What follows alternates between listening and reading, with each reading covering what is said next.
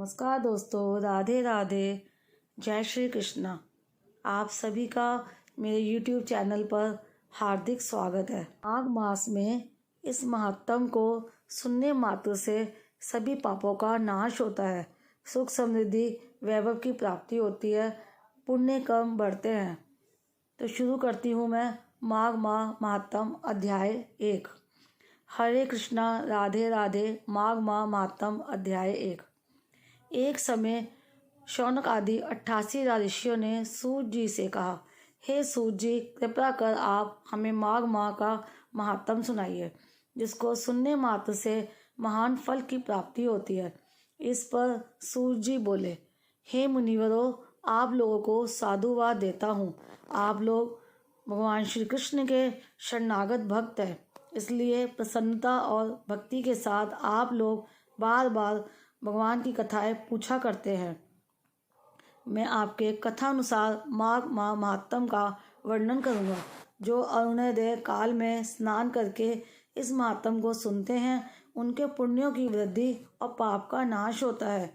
एक समय मैंने अपने गुरु श्री व्यास जी से कहा कि हे गुरुदेव, कृपा करके आप मुझसे माघ मास का महात्म कहिए, क्योंकि मैं आपका शिष्य हूँ।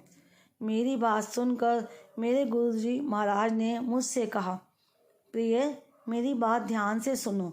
एक समय रघुवंश के राजा दिलीप यज्ञ के स्नान के पश्चात पैरों में जूते और सुंदर वस्त्र पहनकर शिकार की सामग्री से युक्त कवच और शोभायमान आभूषण पहने हुए अपने सिपाहियों से घिरे हुए जंगल में शिकार खेलने के लिए अपनी नगरी से बाहर निकले। उनके सिपाही जंगल में शिकार के लिए मृग, व्याध, सिंह आदि जंतुओं की तलाश में इधर उधर फिरने लगे। उस वन में वनस्थली अत्यंत शोभा को प्राप्त हो रही थी। कहीं कहीं मृगों के झुंड फिरते थे, कहीं गीदड़ अपने भयंकर शब्द कर रहे थे, कहीं गैंडों का समूह हाथियों के समान फिर रहा था, कहीं वृक्षों के कोटरों में बैठे हुए उल्लू अपना भयानक शब्द कर रहे थे, कहीं सिंहों के पद चिन्हों के साथ घायल मृगों के रस से भूमि लाल हो रही थी, कहीं दूध से भरी थनों वाली सुंदर भैंसें फिर रही थी, कहीं पर सुगंधित पुष्प, हरी भरी लताएं वन की शोभा को बढ़ा रही थी, कहीं बड़े बड़े पेड़ खड़े थे तो कहीं पर उन पेड़ों पर बड़े बड़े अजगर और उनकी केंचुलियां भी पड़ी हुई थी। उसी समय राजा के सिपाहियों के बाजे की आवाज़ सुनकर एक मृग वन में से निकलकर भागने लगा और बड़ी बड़ी चौकड़ियां भरता हुआ आगे बढ़ा। राजा ने उसके पीछे अपना घोड़ा दौड़ाया, परंतु मृग पूरी शक्ति से भागने लगा। मृग कांटेदार वृक्षों के एक जंगल में घुसा और राजा ने भी उसके पीछे वन में प्रवेश किया, परंतु दूर जाकर मृग राजा की दृष्टि से ओझल होकर निकल गया। राजा निर्जन वन में अपने सैनिकों सहित प्यास के मारे अति दुखी हो गया। दोपहर के समय अधिक मार्ग चलने से सैनिक थक गए और घोड़े रुक गए।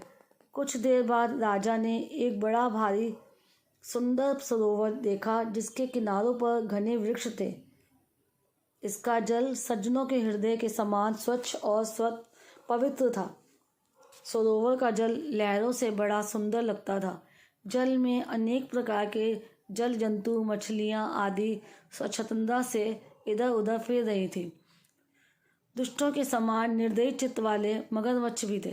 किसी किसी जगह लोभी के समान सिमाल भी पड़ी हुई थी। जैसे विपत्ति में पड़े हुए लोगों को दुखों को हरने वाले दानी पुरुष के समान यह सरोवर अपने जल से सबको सुखी करता था, जैसे मेघ चातक के दुख को हरता है। इस सरोवर को देख के राजा की थकावट दूर हो गई।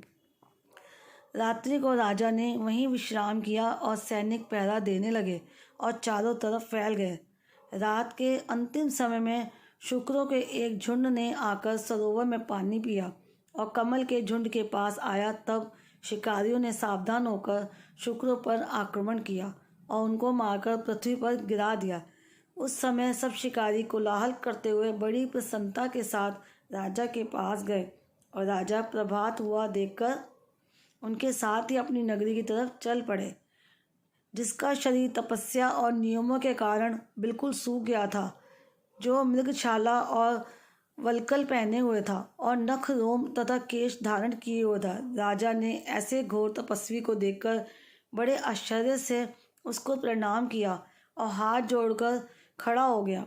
तपस्वी ने राजा से कहा कि हे राजन, इस पुण्य शुभ माघ में इस सरोवर को छोड़कर तुम यहाँ से क्यों जाने की इच्छा करते हो?